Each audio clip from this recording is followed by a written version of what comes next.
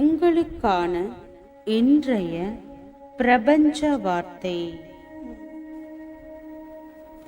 நீங்கள் விரும்புவதை எழுதி வைத்து ஒவ்வொரு நாளும் அவற்றை பதிவு செய்து கேளுங்கள். நீங்கள் யாராக விரும்புகிறீர்களோ அவற்றை உங்கள் ஆழ் மனதில் நீங்கள் திட்டமிடலாம்.